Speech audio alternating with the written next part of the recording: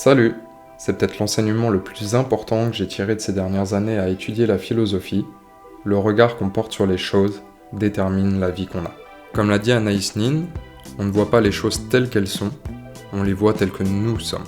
Effectivement, on ne peut pas contrôler toutes les choses qui nous arrivent dans la vie, mais on peut choisir, avec du travail sur nous-mêmes, comment on les accueille, comment on y réagit.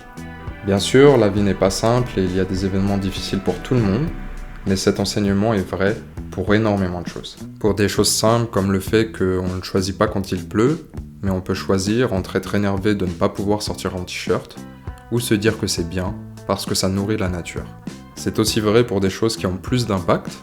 On peut choisir de se dire qu'on n'a pas assez, ou se dire qu'on a la chance d'avoir ce qu'on a. On peut se dire qu'une expérience était terrible, ou trouver des éléments qui font qu'elle était instructive. On peut voir les critiques comme des choses qui nous font complètement nous remettre en question et perdre notre confiance en nous, ou comme des opportunités de s'améliorer. Si on voit le monde négativement et qu'on part du principe que tout le monde est méchant, on aura forcément des expériences plus négatives avec le monde extérieur. Mais si on le voit de manière plus nuancée, sachant qu'il existe des gens bons, pensant qu'il y a toujours de l'espoir, on aura forcément une expérience globale plus positive dans ce monde. Certains philosophes appliquent même ce principe aux événements très difficiles, dont on a dit avant qu'ils arrivaient à tout le monde.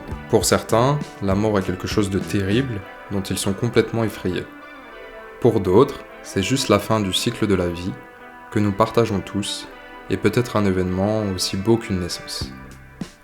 Épictète disait « Ce qui tourmente les êtres humains, ce n'est pas la réalité, mais l'opinion qu'ils s'en font. » C'est à chacun de définir ce qui lui convient, mais pense-y, on souffre souvent plus dans notre imagination que dans la réalité, et notre bonheur, ou plus globalement la vie qu'on a, dépend beaucoup du regard qu'on porte sur les choses que la vie nous offre.